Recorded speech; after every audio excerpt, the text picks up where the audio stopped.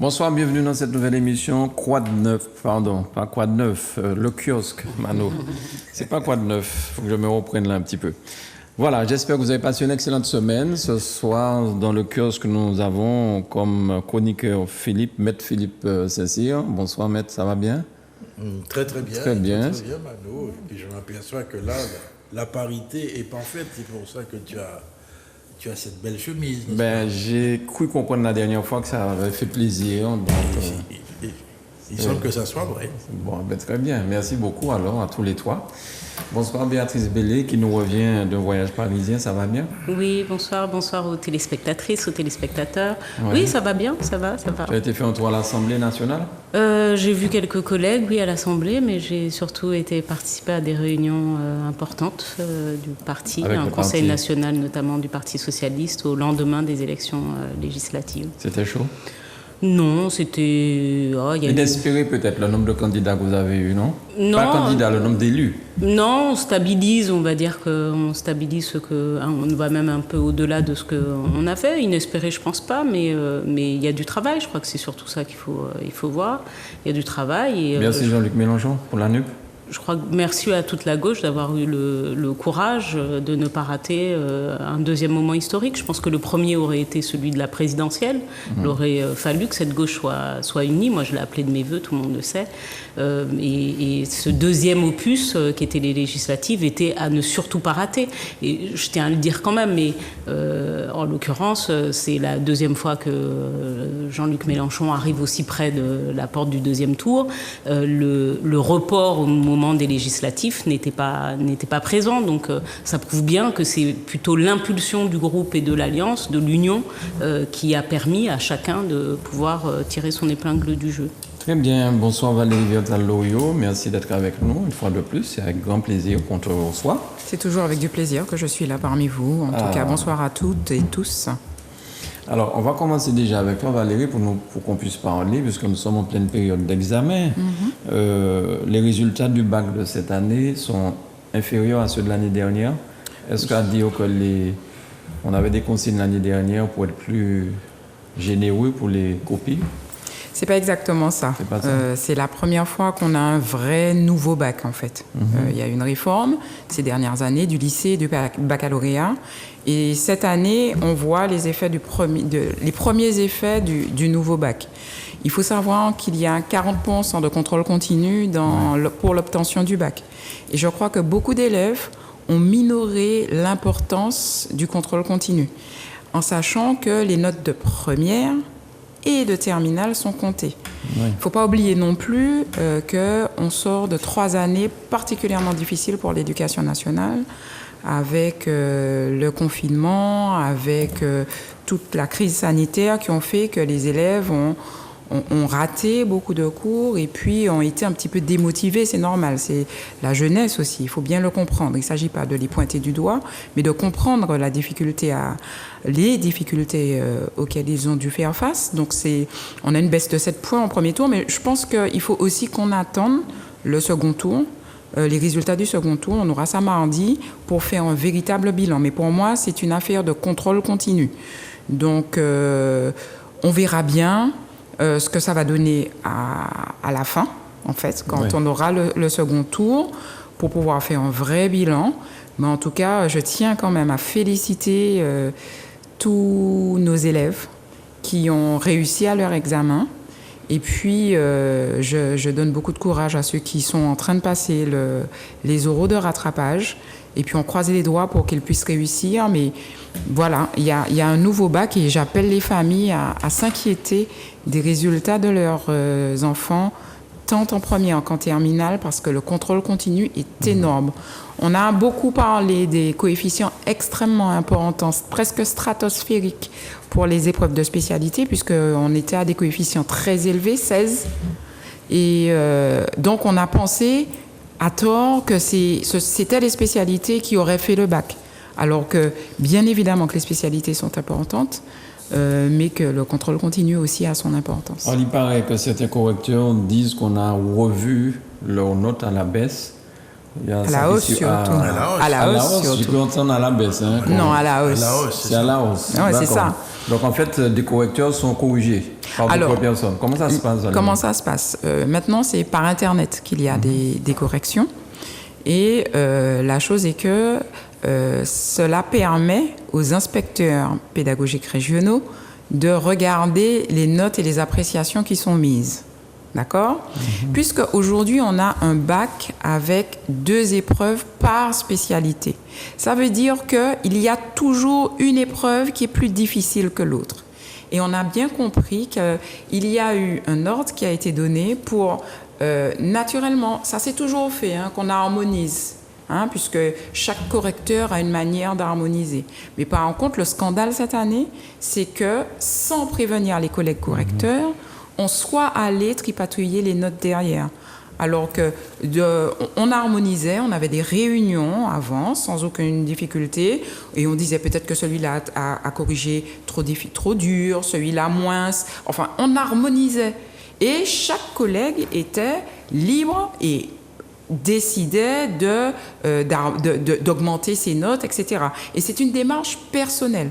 Aujourd'hui, certains sont allés dans les notes des collègues, et c'est ça le scandale. Trifouillé. Voilà, et c'est une affaire surtout, ça a été vu par le monde enseignant comme un non-respect de leur travail, parce que corriger des copies du bac, ça prend du temps, on est toujours plus stressé quand on corrige des copies du bac, parce qu'il y a des enjeux derrière, des enjeux d'examen, des enjeux pour le post-bac, de vie future, de post-bac, non pas véritablement d'admission par dans le post-bac, pas véritablement d'admission, parce que tout simplement, ce sont les notes du premier semestre ou des 2 premiers trimestres qui vont compter pour Parcoursup. Puisqu'on a les résultats du bac. Bien évidemment, les résultats. Si on n'a pas le bac, on n'est pas admis dans le supérieur, mais on ne regarde pas les résultats précisément. Alors Philippe, qu'est-ce que tu penses de tout ça? Eh bien, il y a une information qui... Alors, tout d'abord, mes félicitations à tous ceux qui ont réussi au bac, n'est-ce pas? Et je souhaite beaucoup de courage à ceux qui ont d'autres épreuves à passer. Mais ce qui m'assomme, moi, en tant qu'universitaire et juriste, on a tripatouillé les notes. Attends, il y a quelque chose que je ne comprends pas là. Je suis dépassé, c'est pas possible. Bon, je ne sais pas quel est le système de correction. Enfin, quand je corrigeais des copies il y a de ça quelque temps, j'attribuais une note, ok. Parfois, sur certaines, il y a 2 corrections, ok. Il y a 2 corrections, et lorsqu'on n'est pas d'accord, on se met d'accord. Mais si tu veux, il était hors de question qu'un tiers puisse modifier la note sur laquelle nous étions d'accord. Or, tu viens de dire, c'est bien ce que j'ai entendu, qu'il y a eu intervention d'autorités différentes supérieures pour modifier les notes sur les copies. Mais c'est un scandale. C'est un véritable scandale. Mais il faut dire aussi les choses, ce n'est pas tous les inspecteurs qui ont fait ça. Certains l'ont fait, mais pas tous les inspecteurs. Ce sont les inspecteurs pédagogiques régionaux, pour la plupart. Ce ne sont pas tous les inspecteurs qui ont fait ça. Je veux dire, oui, ils ont la compétence juridique pour modifier la note d'un correcteur. C'est ce problème que je me pose. La chose est que la compétence juridique, de toutes les façons, ils sont l'inspection. Ils sont ceux hiérarchiquement, ils sont naturellement, c'est la hiérarchie.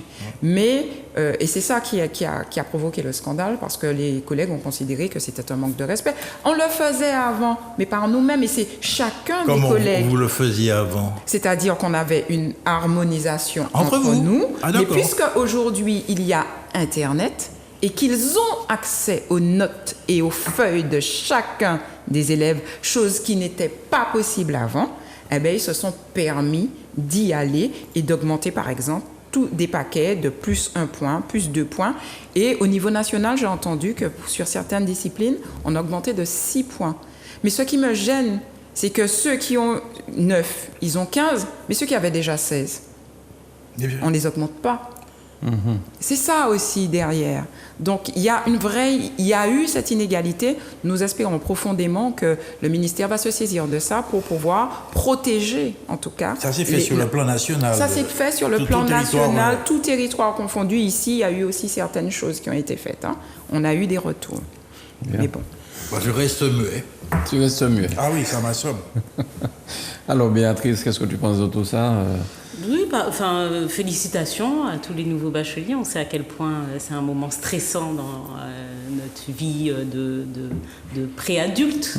Voilà, donc moi je me rappelle un peu de cette ambiance un peu particulière qu'il y avait au moment du bac, donc pour les élèves et pour les parents, soit dit en passant, et en côtoyant certains professeurs, je me rends compte aussi que c'est très stressant pour les professeurs. Ce que évidemment Valérie Vertel-Loriot dit est assez édifiant, et en même temps on a déjà entendu que pour le bac on s'est retrouvé en effet à noter, à demander par exemple aux professeurs de noter sur 25, 23 ou des choses comme ça pour pouvoir faire un peu augmenter, un peu augmenter des moyennes. C'est en effet une nouvelle formule de bac avec ce que l'on craignait un peu, c'est-à-dire aussi des bacs à plusieurs niveaux. Et puis moi, dans la réalité, ce qui m'inquiète un tout petit peu plus, c'est la situation encore de départ de beaucoup de nos jeunes dans des conditions pas toujours faciles, avec en plus là des tarifs aériens qui sont en train de grimper, et des familles qui vont encore une fois devoir se serrer la ceinture, tout en sachant que on va avoir un devoir d'avoir un regard sur la récession économique qui est en train de s'enclencher et qui va probablement rendre la vie de nos jeunes à 8000 km plus compliquée. Voilà. Alors là, tu parles des jeunes qui ont passé le bac. Qui ont passé le bac et qui risquent, pour la plupart, on le sait très bien, de faire des études là-bas. Alors, il y a encore un autre problème, c'est alors, je cherche ça. Voilà. La lutte pour le maintien en Martinique des néo-titulaires, c'est-à-dire ceux qui ont un poste et qu'on veut envoyer en métropole. C'est pas exactement ça. Ce sont des stagiaires qui vont devenir titulaires à partir du 1er septembre prochain. D'accord. À N-1, ils doivent participer à ce qu'on appelle le mouvement interacadémique qui les affecte dans une académie.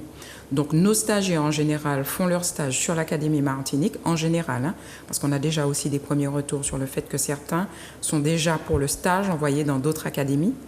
C'est un petit peu les difficultés que l'on rencontre aujourd'hui. Donc nos stagiaires, pour un certain nombre d'entre eux, sont nommés dans les académies d'extension de la Martinique, qui sont les académies de Paris, Versailles, Créteil. Donc pour beaucoup d'entre eux, ils ne peuvent pas arriver dans l'académie. Mais il faut bien comprendre quelque chose, c'est que naturellement et de manière presque mathématique, c'est parce qu'on supprime énormément de postes que l'académie devient de plus en plus fermée. Et ça empêche à nos collègues de rentrer. Alors j'entends beaucoup de choses, de gens parler de grands remplacements, etc. Il faut savoir aussi que quand on est martiniquais, en fait, on a ce que l'on appelle les CIMM, les centres d'intérêt matériels et moraux, qui permettent d'avoir beaucoup plus de points que des gens qui sont dans les académies françaises et qui demandent la Martinique. Donc de toutes les manières, si on est martiniquais et qu'il y a des postes, on peut rester dans l'académie. Le gros problème qui empêche à nos jeunes de rentrer dans l'académie, jeunes et moins jeunes, parce que ce sont aussi des métiers dans lesquels on rentre aussi, qui peuvent être des seconds métiers dans lesquels on rentre aussi de plus en plus tard.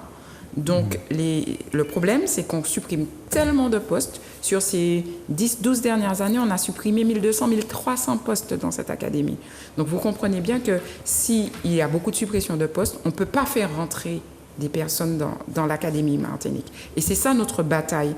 C'est eu égard à toutes nos difficultés, il faudrait qu'on puisse faire rentrer des personnes, quitte à investir davantage sur l'éducation et avoir des petits effectifs pour pouvoir essayer de dépasser nos difficultés. Mais c'est chaque année que ce combat est là. Il me semble que chaque année, on entend ça, il faut faire intervenir des gens pour voir si ils ne peuvent pas rester en poste à la Martinique. Tout à fait. C'est chaque année parce que ces dernières années, il y a eu tellement de suppression de postes que chaque année, il y a des gens qui n'arrivent pas à rentrer sur le territoire.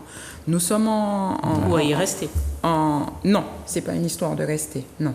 C'est quand on est affecté sur le territoire, on n'est pas encore... En fait, quand on est stagiaire, on n'est pas encore affecté. C'est pour ça que je dis y rester, c'est-à-dire après la période de stagiarisation. De stage. Oui, mais puisqu'on est... S'il n'y a pas de poste, on ne peut pas être affecté. Le ministère considère qu'on est en l'air. On n'a pas d'académie quand on est stagiaire, en fait. Oui, non, mais la réalité, quand je dis rester, c'est une réalité purement physique et je pense qu'elle est réaliste. quand je dis on ne peut pas y rester, c'est-à-dire qu'on a fini... Alors, de manière technique, en tout cas, c'est faux. La stagiairisation... Voilà. La stagiairisation, c'est quoi? C'est quand on a un concours, en fait, quand on est fonctionnaire, quand on postule à être fonctionnaire, on passe un concours et on a une période qu'on appelle la période de stage qui est en général d'un an ou plus pour un certain nombre de métiers. Et pendant qu'on est stagiaire, on n'est pas encore titulaire de son poste, d'où le fait de dire qu'on n'est pas encore dans les effectifs officiels. Si, on est déjà dans les effectifs. Quand je dis non, mais on est fonctionnaire stagiaire. On est fonctionnaire stagiaire. Mais oui. du coup, on n'est pas encore rattaché totalement à une son académie. En l'occurrence, une académie, mais ça peut être une administration. Qu'est-ce qu'il faut faire pour essayer de changer ça une fois pour toutes? Plus pour de que chaque année, comme ça, on n'est pas à se battre pour ça quand même. Il faut plus de postes. Oui, il faut plus de comment postes. les obtenir, ces postes? Mais le problème, c'est qu'on a aussi parallèlement, et ça, il ne faut pas mentir, on a une vraie baisse d'effectifs dans nos salles de classe. Il y a aussi cette difficulté-là. En sachant aussi que il faut, si on veut investir sur l'éducation, parce qu'on sait aussi qu'on a des difficultés dans l'éducation, si on veut investir dans l'éducation, il faut qu'on soit en capacité de travailler avec des effectifs beaucoup plus petits. D'accord? Et si on veut investir, on peut créer des postes malgré la baisse d'effectifs. C'est quoi idéalement les effectifs? Alors ça dépend des niveaux, ça dépend des territoires aussi sur l'académie. Ce ne sera pas la même chose si on a des effectifs un petit peu plus importants dans un collège comme, je ne veux pas pointer du doigt, mais des collèges de Schellcher par exemple. Ce ne sera pas la même chose que si on est dans des établissements comme les établissements du Lamentin, dans lesquels il y a plus de difficultés sociales, etc. Donc ça dépend vraiment, c'est au cas par cas qu'il faut regarder les choses. Est-ce qu'on peut dire en deçà de 30, en deçà de 20? Ah, mais bien évidemment, il faut absolument pas. Enfin, déjà dans l'éducation prioritaire, ils ont fait sauter les minima. Donc voilà quoi. Les maxima, du moins, excusez-moi. Donc, ils ont... Donc, on peut avoir encore des classes de 30 à 40 élèves? On peut avoir... Non, on n'a pas tellement de 40. On est plutôt on peut avoir du 33, 34 dans certains lycées, mais pas tellement en collège eu égard à la baisse des effectifs. Alors, Philippe, universitaire, certes, mais enfin bon, tu as passé toute ta carrière dans ça. Non, voilà. Ben ça, dans l'éducation, Oui, bien sûr. Est-ce que ça va à volo? Je ne sais pas. Est-ce qu'au contraire... Tu veux qu'on reprenne la discussion sous plusieurs remarques. Le contrôle continu, effectivement, je pense que c'est une bonne chose puisque ça permet de stabiliser un peu l'effort des candidats. Et moi, j'ai connu le contrôle continu au début, lorsqu'on l'a intégré au niveau des formations universitaires. Et il y avait toute une discussion sur la nécessité du contrôle continu par rapport au bachotage. Ça remonte au siècle dernier, lorsque j'étais commencé ma licence, première année, deuxième année. Mais on vient de passer le bac. À l'époque, c'était 25% de réussite sur les candidats du bac. Et lorsqu'on arrive à l'université, c'est fantastique. On a le régime de liberté. Et on ne se mettait au travail qu'au mois de mars, avril, les examens commençant en juin. Et on faisait ce qu'on appelait du bachotage. Et bachotage, c'est-à-dire qu'on avait le programme, on faisait des fiches et on étudiait toutes les disciplines en un certain temps. La première remarque que je ferai, c'est que ce bachotage qui était très décrié à mon époque, moi je lui trouvais des avantages. Pourquoi ? Parce que lorsque tu fais le tour des disciplines dans un temps restreint, tu as la possibilité, n'est-ce pas, d'avoir la vision globale, n'est-ce pas, et des relations entre les disciplines. C'est parfois passionnant. Enfin, ça, c'est le siècle précédent. Par contre,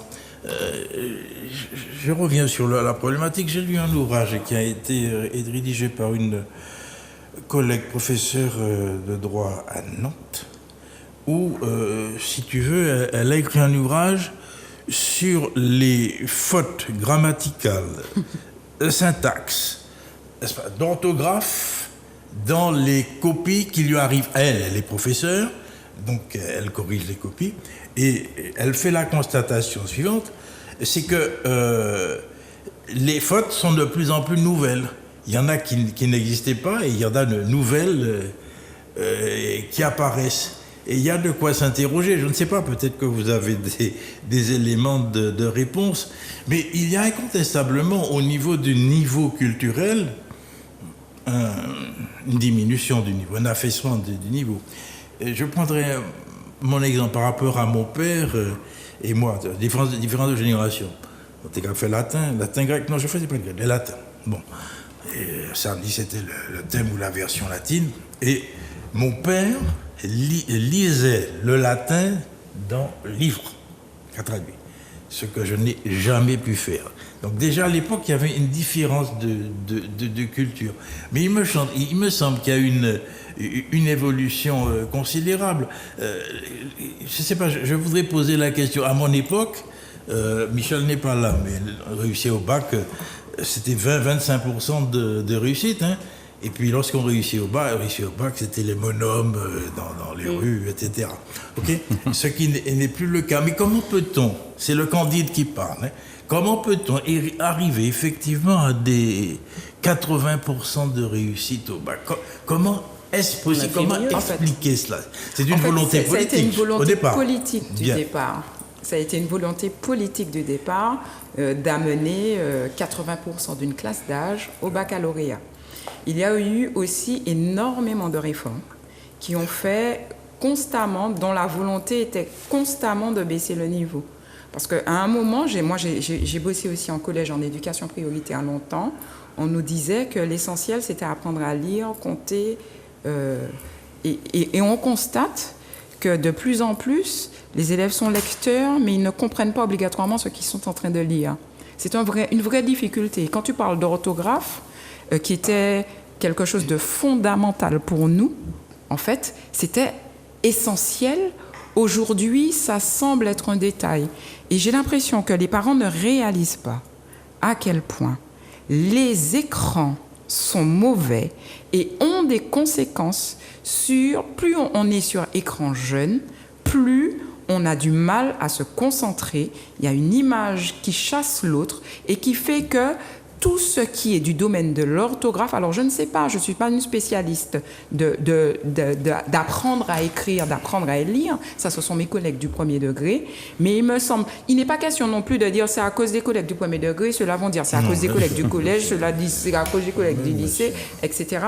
Mais c'est voir véritablement comment a évolué cette pédagogie, comment parallèlement ont évolué les programmes scolaires, les attendus, les savoir-faire, les savoir-être, etc. Comment tout ça a évolué qui fait qu'on est arrivé à cette génération qui a beaucoup de mal à écrire. Et dans une discipline comme la mienne, je suis prof d'histoire géo, si on ne sait pas écrire, si on ne sait pas lire, si on ne comprend pas un texte, eh ben, on ne peut pas être en capacité de faire un commentaire critique de documents. Mais je me souviens... Ma mère faisait du latin aussi, je pense, quand tu me dis ça. Ma mère a fait du latin de la 6e à la terminale. Ma mère est encore en capacité de faire des versions et des thèmes. Absolument, absolument. Mais moi, je me souviens, j'étais en première année de licence. On avait des dissertations, il fallait remettre des dissertations ou les faire de façon orale ou les écrites. Et bien, on disait au travail, quelle que soit la valeur de la copie, s'il y avait 5 fautes d'orthographe dans la copie, 0 pointé. Ah, c'est fini. Tu as subi tout ça, le latin? Tu as fait du latin à l'école? Non, par contre, j'ai fait de l'allemand. L'allemand, ah bon. Oh là là. Au diable. J'ai fait plusieurs années Bien, d'allemand. bien. Donc c'était un peu... Tu parles couramment allemand? Tu parles couramment l'allemand? Je baragouine maintenant. C'est les langues dites étrangères, c'est la pratique qui fait qu'on s'améliore. Et ça fait longtemps que je n'ai pas pratiqué. Donc il y a des choses que je comprends. Mais... Voilà une langue qui est assez, comment on dit, gutturale, c'est ça? Gutturale, oui. Quand ils parlent, j'ai l'impression qu'ils sont dans une histoire, quoi, parce que la langue est tellement sèche des fois, où les mots, Genao, bien je sais pas moi, Ich habe Deutsch in Schule gelernt. Ah, tu Pas connais toujours. ça, tu n'as pas perdu ça, hein? Tu n'as pas perdu cette Deutsch, c'est ça? Oui. Certains mots qu'il faut connaître. Oui, mais alors, mais pour revenir, non là c'est toi, tu voulais dire ich liebe dich. Oui, voilà. Et moi je t'ai dit que j'ai appris l'allemand à l'école. Voilà. Ich habe Deutsch in Schule gelernt, c'est j'ai appris l'allemand à l'école. Ah là là. Bien. Mais je pense que on va peut-être pas en faire un débat aujourd'hui, mais ça peut être intéressant quand même d'avoir aussi ce regard sur ce qui est la connaissance. Parce que c'est aussi là, dans l'apprentissage, moi, même si nos grands-parents, par exemple, n'étaient pas des grands lecteurs pour certains ou des grands littéraires, il n'empêche qu'ils nous demandaient, d'aller faire nos devoirs, de lire, nous acheter des livres. On était tous abonnés, en tout cas pour ce qui me concerne, on squattait la bibliothèque. Bon, on allait chercher des choses. Quand on faisait nos devoirs, on avait un dictionnaire à côté de nous, parce qu'on avait peur de ces fameux points qui pouvaient être retirés pour une faute d'orthographe ou de conjugaison. Aujourd'hui, c'est vrai que tout se passe quand même sur les écrans. Et moi, je suis assez surprise d'ailleurs d'un usage aujourd'hui, par exemple, parce que moi, j'ai vu ça avec des jeunes autour de moi, mais parce que quand on m'envoyait des SMS, je les corrigeais. Ben maintenant, un certain nombre d'entre eux, de mes petits-neveux et tout ça, m'envoient des audios. Parce qu'ils veulent même plus ça, même plus les SMS qu'ils veulent écrire. Et je crois qu'il y a une baisse du niveau et en même temps, il y a quelque chose dans l'environnement qui nivelle tout par le bas. C'est-à-dire que le savoir, la connaissance, les diplômes, on le sait, sont vus aujourd'hui comme presque parfois superfétatoires. Tout le monde a le droit de tout dire et on ne valorise pas la connaissance. Or, il faut revaloriser à nouveau la connaissance parce que c'est aussi un moyen d'émancipation. Il faut le dire, il faut le répéter. Oui, les diplômes sont importants, pas seulement parce que ce sont des papiers qui vous donnent accès, mais parce que c'est du temps que vous passez à structurer votre façon de penser et d'imaginer le monde. Je crois que c'est important. Je suppose que tous les trois, vous avez utilisé abondamment le bled quand vous étiez en classe. Bled, Becherel, tout ça. Aujourd'hui, qui est-ce qui utilise le bled? Je suppose. Personne. J'en ai bien d'ailleurs chez mes parents il n'y a pas longtemps. Il n'y a même pas la curiosité intellectuelle qui est celle d'aller au moins sur Google vérifier l'orthographe. Exact, ouais. Quand il y a un doute, oui. Google, c'est mon ami, il n'y a plus ça. Les gens écrivent, c'est du basique, mais même des adultes, on voit, même des adultes sur les réseaux, qui écrivent ça, S-A. Moi, je sais parce que des fois, c'est trop difficile à comprendre. Donc, il y a des choses, et je pense que, et c'est dommage, parce que les instruments, en l'occurrence, souvent, il y a des correcteurs automatiques et tout ça, et des fois, je me dis, il faut, moi, je fais des fautes aussi, mais il faut se relire. C'est vrai que les écrans ne permettent pas obligatoirement d'avoir toujours le retour qu'il faut. Des fois, j'aime bien le papier, d'ailleurs, quand j'ai quelque chose d'important, une lettre à écrire, même si elle doit partir par voie numérique, je l'imprime parce que c'est vrai que pour la lire. Mais je crois qu'il y a un nivellement par le bas, et comme le suggérait Valérie Bertal, je pense qu'il est important, pour chez nous singulièrement, d'arriver à se battre pour que les effectifs soient moins nombreux, parce que la réalité aussi, c'est que nos niveaux locaux sont plus bas que même les élèves qui souvent sont vus comme étant excellents localement se retrouvent en difficulté à arriver dans un certain nombre d'établissements l'autre bas, parce que le niveau n'est pas le même. Donc je pense qu'on gagnerait en effet à diminuer le nombre les effectifs dans les classes pour permettre un meilleur apprentissage. Pour l'avoir vécu, du collège au lycée, 15-20 élèves, c'est génial.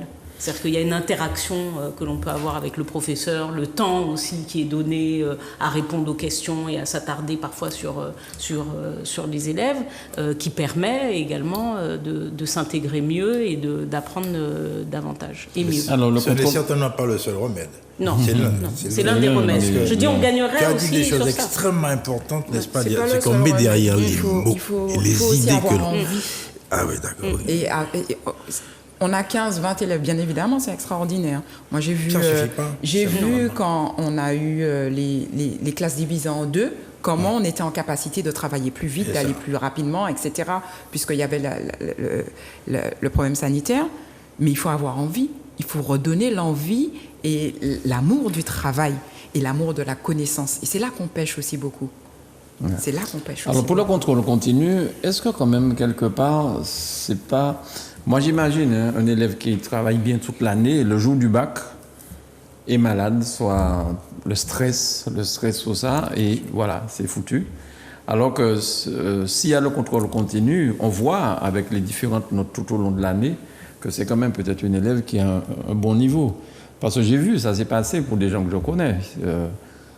Le jour du bac, stress, c'est de la page blanche. Ils ne s'en sortaient pas. Mais il y a des avantages et des inconvénients aux deux, tant au contrôle continu qu'à l'examen final. L'examen final, tu disais aussi tout à l'heure, Philippe, que c'est bien aussi le contrôle continu pour permettre d'avoir une certaine stabilité. Mais en même temps, l'examen final permettait à ceux qui étaient en difficulté, des fois, à se révéler à un moment et à travailler vraiment beaucoup juste avant les examens d'avoir l'examen. Donc, il y a des avantages et des inconvénients aux deux.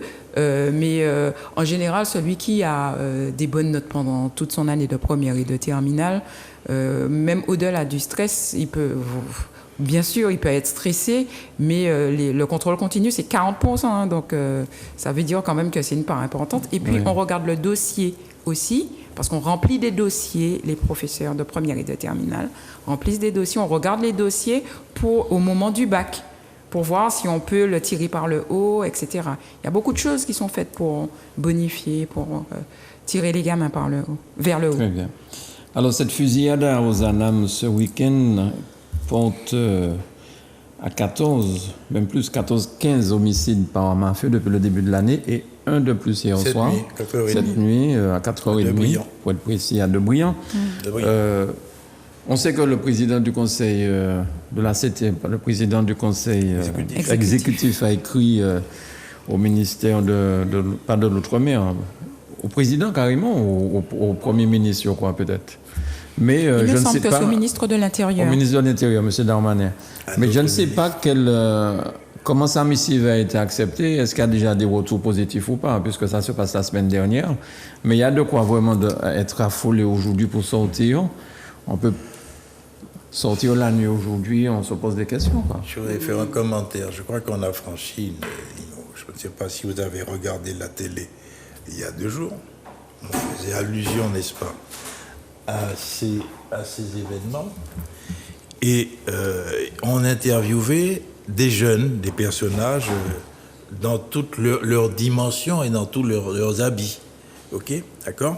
Et ils disaient avec force que il n'est pas question qu'il dépose des armes, vu le climat d'insécurité qui règne. Et on comprenait cette logique imparable. Mais vous imaginez des gens qui affirmaient de pareilles choses il y a encore quelques années ? Mais c'était invraisemblable, avec des possibilités, bien sûr, de sanctions pénales et juridiques. Là on franchit une ligne rouge, hein, à mon avis. Mais si les jeunes ne se sentent pas protégés, à un moment donné, ils ont envie de créer leur propre milice pour se défendre. Non, mais c'est pas c'est une réalité. C'est pas ce qui était raconté sur Martine Première. Ah non, j'ai pas dit que c'est ce qui a été raconté. En l'occurrence, c'est un jeune homme qui disait avoir déjà fait la prison. Ah oui. Et qui disait, on nous dit de déposer les armes, il est hors de question que je dépose la mienne. S'il le faut, il y a quelqu'un qui va tomber. Et moi, je préfère faire 10 ans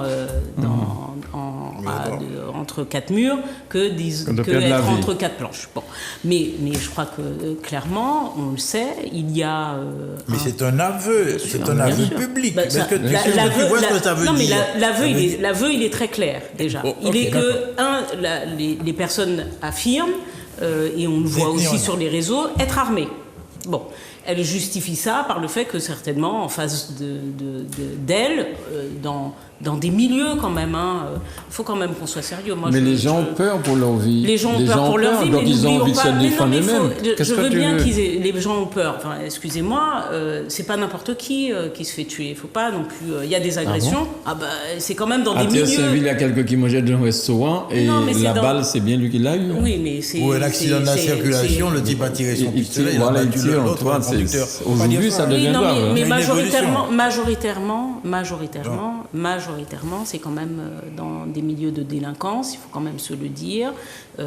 Ça n'en reste pas moins grave. Mais ça reste quand même dans des milieux de délinquance. Et il faut quand même le dire, c'est pas, on se balade pas dans la rue et puis on a 80% de chances de prendre cette fameuse balle perdue. Il y a quand même des milieux. Mais je pense que la réalité, peut-être qu'on a caché, c'est qu'il y a de toute façon une baisse, c'est vrai, de la criminalité, des violences aux personnes comme les vols, les cambriolages et tout ça. Par contre, il y a une augmentation de la criminalité délinquante et stupéfiante, du trafic d'armes qui va avec, parce que nous sommes sur une île et que la Martinique est une vraie plaque tournante, et ça, tout le monde le sait. Voilà.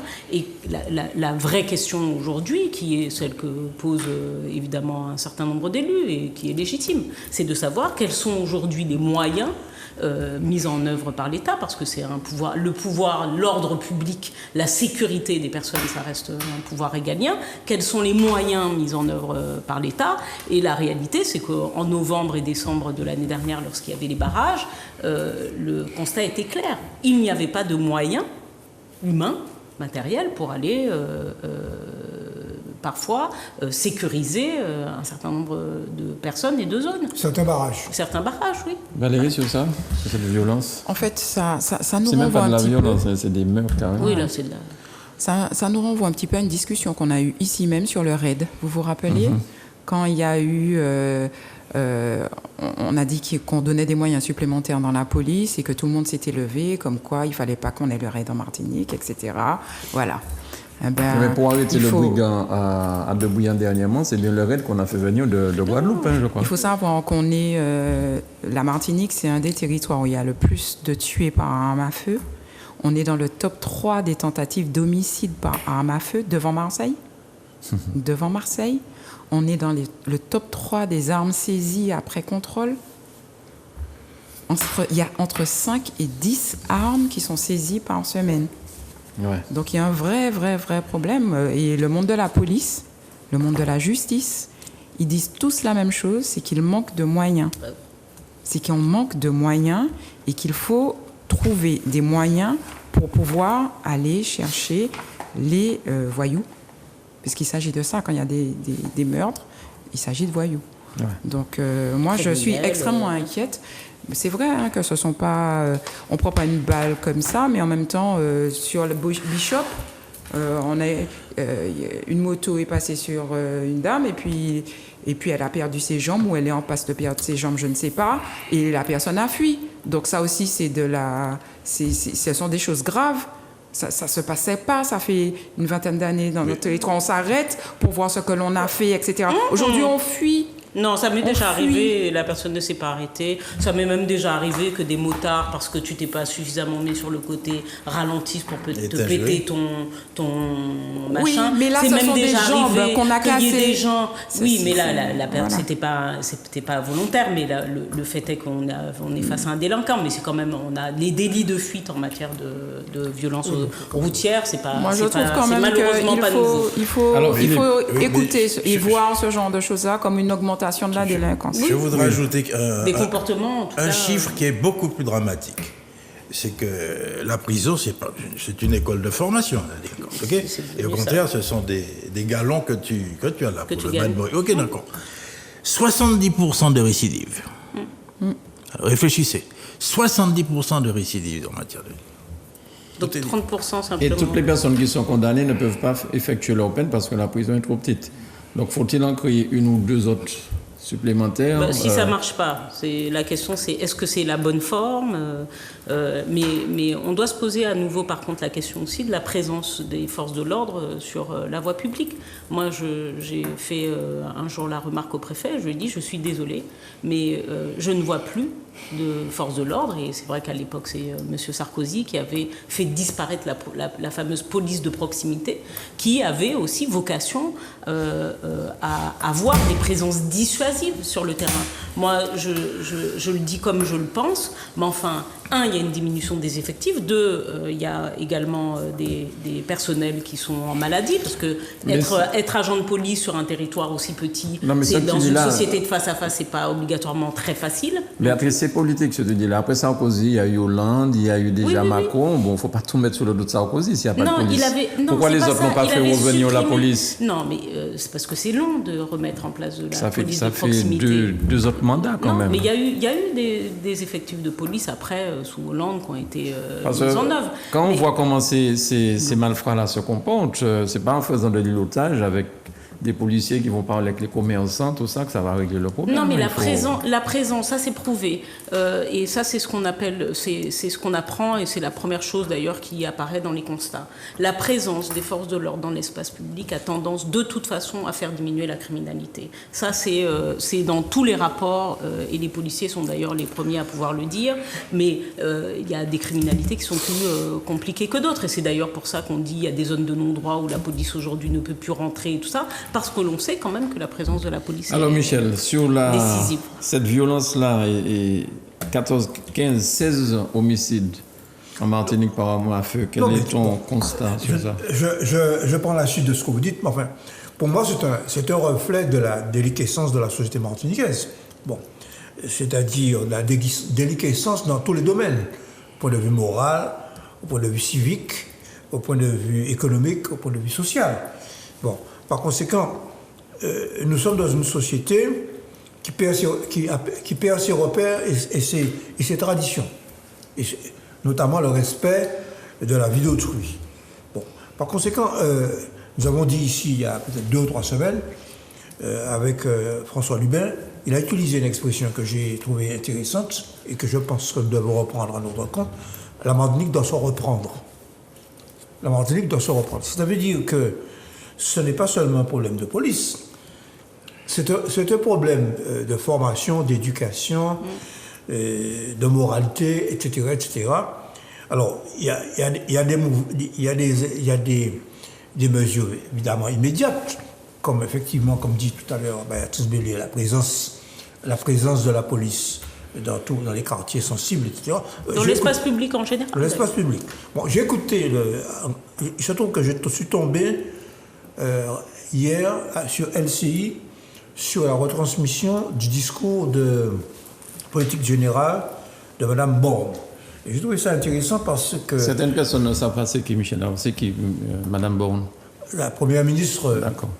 Non, tout le monde ne sait pas qu'elle est première ministre. Elisabeth Borne, c'est la nouvelle première ministre de Macron. D'accord. Et j'ai été très intéressé par son discours parce que c'est un discours, comme dit son nom, de politique générale. Elle a balayé tous les grands problèmes de la société française. Bon, au-delà des polémiques, ce que je me rappelle, moi, les cancans de la politique française. Moi, quelles sont les solutions qu'elle a abordées éventuellement? J'ai entendu qu'elle allait augmenter le nombre de brigades de gendarmerie, le nombre de forces de l'ordre, et elle allait doubler d'ici 2030 la présence des forces de l'ordre dans l'espace public. D'accord. Autrement dit, il y a une prise de conscience. Alors, est-ce qu'elle va le faire? Est-ce qu'il y aura les moyens financiers qui vont suivre? C'est un autre problème. C'est un débat. C'est le débat démocratique qui peut agiter l'hémicycle français. Bon. Mais ceci dit, elle a balayé tous les problèmes de la société française de 2022. C'est en ce sens que... Tu as trouvé le diagnostic pertinent. Voilà. Et j'ai trouvé le diagnostic pertinent parce qu'on dit que c'est technocrate, mais les technocrates, en ce sens, ont moins ceci, c'est que quand ils parlent de quelque chose, ils essaient de le chiffrer, de l'identifier, de le caractériser. Bon, même si, après, le politique doit prendre le relais des technocrates. Mais cette espèce de mépris de la technocratie, de la disqualification, parce que c'est... En plus de ça, je pense que c'est parce que c'est une femme, très franchement. Il y a dans la critique de cette première ministre quelque chose qui ne me va pas. Qui ne me va pas. Bon. J'ai trouvé son discours intéressant. Bien. J'ai trouvé son discours intéressant parce que je vis à Fort-de-France, à 8000 km d'une société qui n'est pas la mienne, mais à laquelle je suis rattaché parce que les décisions qui vont être prises, qui sont prises, vont me concerner. Ok? Même si j'ai l'obligation, en tant que Martiniquais, en tant qu'autonomiste, de prendre de la distance intellectuelle, de la distance politique, de la distance économique, de la distance sociologique, de la distance historique, géographique, par rapport à ce qui se dit dans une société occidentale, qui est une société qui est l'une des premières de l'Occident. OK? Alors, alors Philippe, sur ça, c'est 13, 14, combien? On en a combien maintenant? 16 tués. Ton opinion sur tout ça, tu veux retourner? Oui, ce matin, on a entendu qu'un type à Trenel a été criblé de balles. Non, de Briand. De Briand. Non, mais je voudrais... il a fait des compliments de Madame Borne. De Madame Borne. Et je voudrais aller dans son sens. Moi, je l'ai écouté avec beaucoup d'intérêt. J'ai passé 1h30 à l'écouter. Elle a parlé plus d'1h30. Et j'ai trouvé qu'effectivement, comme le dit Michel, elle fait un balayage. Et j'ai découvert un personnage. On est persuadé que c'est une technicienne dépourvue de toute requête et des politiques. Mais c'est un personnage extrêmement intéressant, vivant, maniant l'humour, n'est-ce pas, en ouvrant, n'est-ce pas, le partenariat. Elle a un petit côté malicieux et à la limite coquin. Et je pense qu'elle va développer des qualités politiques importantes, à mon avis. Mais elle a effectivement l'esprit d'ouverture. Je n'ai pas dit que tout ce qu'elle a dit est effectivement qu'elle fera tout. Mais c'est cet esprit d'ouverture, notamment sur l'outre-mer et la déclaration de Fort-de-France. Elle a fait une petite intervention qui, à mon avis, que j'ai bien aimé. Je l'ai particulièrement appréciée, effectivement, parce que c'est une femme, on fait des critiques qui ne sont pas méritées. Bien. Alors, mesdames, qu'est-ce que vous en pensez de votre Premier ministre? Je n'ai pas exactement la même lecture, ce sera pas étonnant venant de moi. Je n'ai pas exactement la même lecture. Tu parles de Philippe de l'humour, du côté malicieux, coquin. Moi, j'ai vu beaucoup de mépris. J'ai trouvé assez... Tu n'as pas tout écouté, hein? J'ai pas tout écouté, c'est vrai. Bien. Mais dans les extraits que j'ai vus, parce que tout simplement, j'ai des journées un peu chargées ces derniers temps du fait de la préparation de la rentrée notamment. J'ai trouvé assez indigne de sa part de mettre sur le même plan la NUPES et puis le Rassemblement national. Ça me gêne énormément. Et cette espèce de petit sourire que tu appelles coquin peut-être ou malicieux, moi j'y ai vu du mépris. J'ai l'impression que c'est un petit peu, c'est peut-être pas, c'est le sujet, on est un petit peu dans le remaniement, dans sa déclaration de politique générale. J'ai trouvé que, je me suis inquiétée particulièrement de ce qu'elle avait dit pour l'outre-mer. Elle a parlé de soutien au développement, de s'occuper de sécurité. On vient de parler de sécurité, d'améliorer avec les collectivités la distribution d'eau potable. Oui, elle a déroulé beaucoup de choses. Mais j'ai eu l'impression, en tout cas dans ma lecture, j'ai eu l'impression qu'il y avait surtout un catalogue de bonnes intentions, même si j'espère toujours, parce que je suis une idéaliste tout simplement, qu'un certain nombre de choses vont se régler sur notre territoire, mais j'aurais bien aimé que ça se concrétise véritablement chez nous pour tout ce qui est le développement économique, etc., tout ce qui est la santé aussi, l'assainissement, les déchets. Enfin, elle a parlé elle a fait le point sur beaucoup de choses aussi qui concernent l'outre-mer. J'attends de voir, je ne suis pas encore... bien évidemment que ce soit une femme, ce sont des gens brillants, hein, c'est une femme brillante, c'est évident que c'est une femme brillante et qu'elle reçoit beaucoup de critiques tout simplement juste parce qu'elle est une femme. Mais le fait d'être une femme ne me suffit pas pour que je sois satisfaite pour l'instant. Pour l'instant, j'ai vu du mépris un petit peu, ça m'a gênée. Et puis ce parallèle entre la NUPES et le RN, vraiment, j'ai du mal à accepter que la gauche, qu'aujourd'hui, qu'on appelle l'extrême gauche, même si pour moi, il ne s'agit pas d'extrême gauche, il s'agit de gauche, soit mise sur le même plan d'égalité que l'extrême droite. Mais en fait, en cela, elle n'a fait que répéter ce que Macron dit, ce que Darmanin a dit, ce que l'ancien ministre de la Santé aussi a dit. Dangereux. Pardon ? C'est pour ça que c'est dangereux. C'est quand même dangereux que des personnages il y a à peine 70 jours, c'était l'élection présidentielle, appelaient au Front républicain et appelaient tout le monde au Front républicain devant le Rassemblement national, considèrent que les personnes qu'ils ont, il y a moins de 100 jours appelées, deviennent des personnes qui sont hors de l'arc républicain aujourd'hui. Bon, je crois qu'il faut quand même être vigilant sur ça et puis considérer qu'un propos, parce qu'il est parfois, je le trouve aussi, hein, je trouve que les Insoumis ont un ton qui laisse pas place parfois à beaucoup de dialogue et même parfois d'ambiguïté, mais même si c'est un peu dur, c'est un peu ils arrivent à rosser un peu les choses.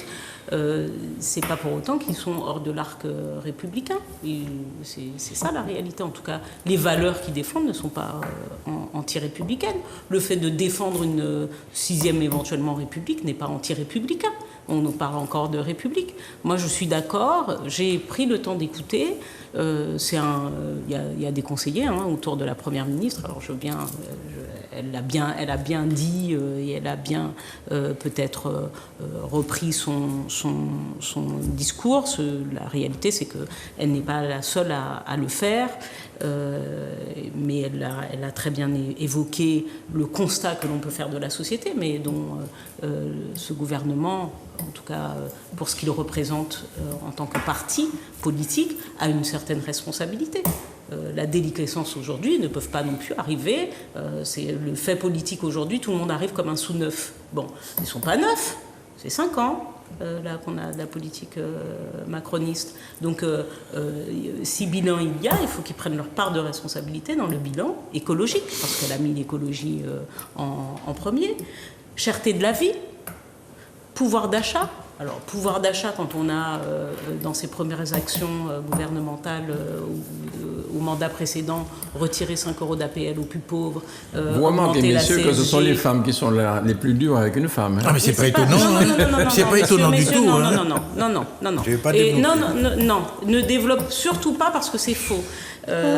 C'est faux, et là je suis même pas en train de critiquer la femme, je suis en train de critiquer la politique, et moi c'est ce que j'arrive à faire. Non, mais moi c'est ce que je fais, c'est-à-dire que je suis pas le fait est que moi bien sûr, mais sur ce point-là tu sais très bien que je suis impitoyable parce que je subis suffisamment et les femmes politiques subissent suffisamment pour être très vigilantes même sur les blagues à l'endroit d'autres femmes. Donc moi je sais alors là ça va loin. Bien sûr. Tout ça pour dire, et vous voyez, vous essayez de me faire perdre mon cap. Mais pas du tout. J'ai perdu, je suis perdu. Non, ne sois pas perdu. Ne t'inquiète pas, je vais te remettre sur... Bon, mais tout ça pour dire que il y a un gouvernement aujourd'hui qui va devoir répondre à des problématiques qui sont évidemment cruciales, celle du pouvoir d'achat et de la récession qui s'engage au niveau mondial, celle aussi de la dette, parce que c'est bien, comme d'autres l'ont dit, on assiste à un catalogue aujourd'hui parce qu'il faut vendre ce gouvernement et surtout il faut vendre cette assemblée qui a une majorité relative. Donc, justement, mais appeler au dialogue, elle n'a pas le choix. Mais comment va-t-elle faire tout ce qu'elle, son catalogue-là, comment il fera? C'est une majorité relative. Elle n'a d'autre choix que d'appeler au dialogue. Et là où on voit qu'il y a un peu collusion quand même aussi avec le Rassemblement national, c'est que vous voyez qu'aujourd'hui, les moins parlants les moins disants, les moins critiquants sont d'ailleurs le Rassemblement national, qui Tout à va fait. dealer très durement, qui va négocier très durement ses voix pour que le gouvernement en question ait la majorité sur un certain nombre de textes. Mais moi, je pense que le temps va nous démontrer un peu les choses. La réalité, c'est qu'ils ont une majorité relative et qu'ils ne vont pas pouvoir dérouler leur programme aussi facilement sans négocier avec les autres. Avant de rester sur cette partie-là, nous étions sur la violence et comment l'endiguer, en tout cas en Martinique, surtout pour nous. Mais j'ai quand même quelque chose, franchement, je pense que certaines personnes n'apprécient pas quand je dis ça, mais si Chirac n'avait pas supprimé le service militaire, quelque part, je pense qu'on aurait eu moins de violence, parce que j'ai été militaire, il y a quand même, on apprend à vivre avec les autres, on apprend certaines choses, on apprend le respect, on apprend un certain nombre de choses, le vivre ensemble. L'autorité aussi. L'autorité aussi. La hiérarchie. La hiérarchie. On respecte tout ça. Aujourd'hui, nos jeunes sont où? C'est ce que Michel disait, mais c'est le problème aussi du respect de la société. Ou sous des abribus. Je ne sais pas, Chirac, pour moi, ça a été la plus grosse faute de Jacques Chirac, c'est d'avoir supprimé ça pour des raisons électorales en plus. Je ne suis pas sûre qu'il n'y ait que ça. Il y a Oui, vraiment pas que ça, mais conglomérat de facteurs. Le fait que les ça en fait étudiants ne partie. pouvaient pas poursuivre leurs études, il y avait un gros handicap, moi que je connais ça. Mais je suis d'accord avec toi, le service militaire, c'est une excellente école de formation, n'est-ce pas? Et ça, la chez discipline, nous, en plus, ça permettait l'autorité, de partir. Le sacrifice de soi, aller au-delà. T'es caché dans le canal, mais bien sûr. On faisait la guerre, n'est-ce pas? Et sans parler seulement du service militaire, on peut parler près de chez toi de la tracée. Oui. Des délinquants qui venaient à la tracée. Papa était enseignant là. Et on a sorti des gens très très bien de ce centre-là. Je t'invite à modérer ton propos parce que si tu dis ça, bon, ça s'appelait des maisons de correction. Oui, Ça s'appelait. Tu parles de la tracée? Oui, c'est ça. Et ce n'est pas très loin des institutions qui existent à Cuba, où ça s'appelle autrement. Ce sont des institutions dans lesquelles, alors c'est un mélange entre le service militaire et le service civique. Ok? Bon, c'est à la fois, tu te lèves, tu salues le drapeau. Au cas particulier, le drapeau cubain. Bon. Tu récites la constitution marxiste-léniniste de Cuba. Oui, mais là, tu parles de Cuba. Moi, quand je me levais le matin, il fallait que déjà que je fasse mon lit au carré. Non, mais on parle de... Non, mais ce que je veux dire, la méthode ressemble à ce dont tu parles, c'est à la fois, ça tient à la fois du service militaire et de ce qu'on appelle aujourd'hui le service civique aussi. Mais aussi, ce sont des jeunes, comme à Cuba, il y a notamment des cyclones, des catastrophes naturelles. Eh bien, on apprend aux gens à porter secours, à aider les gens, parce qu'à Cuba, qu'est-ce qu'ils font? Ils évacuent. Bon. Tu parles de service civique ou bien... Excuse-moi, Michel, si je peux me permettre. Tu parles de service civique ou bien de journée d'appel? Tu parles de vrai service civique. Ah, ok, d'accord. C'est Cuba. D'accord, excuse-moi. À ce qu'on appelle... Bon, la journée d'appel, c'est le parti. C'est un truc ridicule, aujourd'hui. C'est ridicule. Ouais, tout à fait. Mais je pensais que tu parlais... Soit disant les 3 jours, je même pas une demi-journée. Ouais, tout à fait. Ce qui veut dire que la société sait très bien que la délinquance, la violence existe, et qu'il faut éduquer les gens, et qu'à un moment donné, parce que c'est ça qu'on est en train de découvrir, c'est que pour éduquer, il faut exercer aussi une forme de contrainte. Et c'est ça, le fond du problème, c'est que nous avons suivi les sociétés occidentales et qui refusent le principe de la contrainte. C'est de la même manière qu'à l'école, on ne veut plus noter les gens. On peut noter. Bon. Dans la vie, à l'entreprise, les gens sont évalués. On ne veut pas dire. Juste rebondir sur... Et je peux me permettre de terminer sur une allusion à mon hobby. Je suis professeur de karaté. Bon. Je viens de faire la semaine dernière le passage de grade. Bon. Attends, Michel, avant de finir, le karaté, les gens sont respectueux.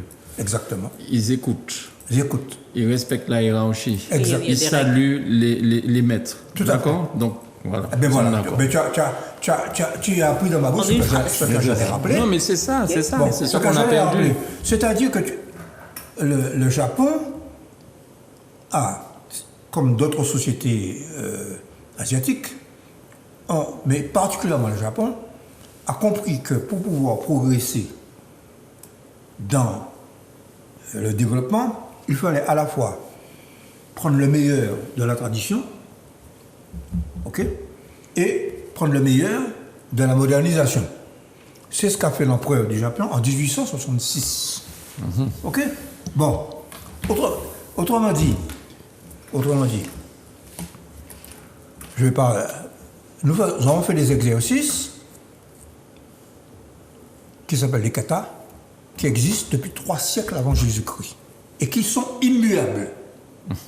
Immuables. C'est-à-dire que l'on doit reproduire De la même façon. de la même manière.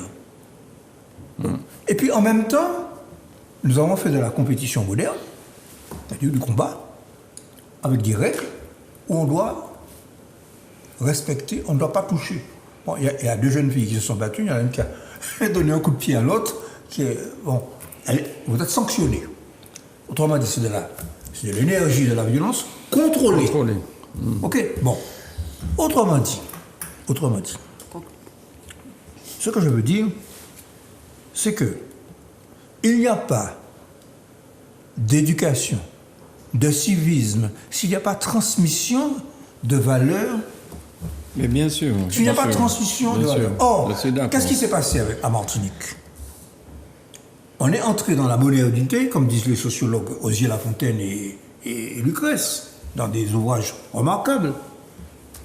On est entré dans la modernité et on a méprisé toutes nos valeurs passées, en adoptant les valeurs de l'autre, Je crois notamment les valeurs de la France. Mais oui, l'assimilation. C'est ça l'assimilation. Et nous avons méprisé nos propres valeurs. Alors, pour finir sur ça, mesdames, Bon. si vous voulez Non, rapidement passer à juste notre pour point. finir sur ça et pour parler d'éducation et de transmission. Hein. Vous savez qu'on est dans une société matrifocale, malgré tout, pas matriarcale, je dis bien matrifocale, et que la place de l'éducation est probablement devenue peut-être un peu plus compliquée aujourd'hui à gérer pour un certain nombre de femmes qui sont réellement seules face à l'éducation. Avant, dans les quartiers, tous les adultes du quartier, dès que l'enfant Pouvaient sortait reprendre. Mais bien sûr, avaient l'autorisation quelque part de reprendre un enfant. Je crois que par contre, il y a quelque chose que un certain nombre de personnes, pas seulement les jeunes, parce que les jeunes, il ne faut pas oublier, l'apprentissage se fait aussi par l'observation et finalement la répétition des mêmes gestes. Un trop grand nombre de nos compatriotes ne supportent plus la frustration. Et l'apprentissage de la frustration, c'est l'apprentissage finalement de la vie en société. On doit pouvoir être frustré. On ne peut pas tout obtenir. Au moment où on le veut, où on le souhaite, on ne peut pas tout obtenir. On ne peut pas obtenir la place juste devant de parking, là où on veut. Et pourtant, on voit des comportements qui sont de plus en plus inciviques. Et ce ne sont pas seulement les jeunes. On ne peut plus dire si t'es une petite dame parce que Non, ça n'a rien à voir. On sera Maintenant, s'il te accusé plaît. S'il te d'être plaît. en... Tu vois, voilà. Mais par contre, tu monsieur. peux, quand elle passe, au lieu de Mais lui dire mais ça, tu peux lui dire, Boukta, madame, référez, vous êtes charmante. Tu On vois, va pas voilà. voter les oranges Donc, morts. et puis tu peux envoyer des attends, lettres, des missives, mais des tu peux choses te comme ça. faire traîner au Non, mais tribunal pour l'incivilité, ça. oui, mais il faut que tu apprennes la frustration. Voilà. D'accord, j'apprendrai. Donc, Mais j'ai déjà appris la frustration depuis fort longtemps. Je pense qu'il y a cet apprentissage. Ça fait partie de la vie, Moi, c'est vrai. je ne Ça dis fait pas, partie de je la ne vie. dirais pas frustration, parce que le C'est terme... un terme psychologique qui ramène à cette idée aussi de la citoyenneté. Tous ces gens-là, bon, tu m'excuses. Le problème, c'est que il y a... Quand tu dis frustration, je veux dire par là, c'est que c'est la société du désir et du désir immédiat. Ok? C'est comme la consommation. Bon, la consommation immédiate. Le besoin, bon.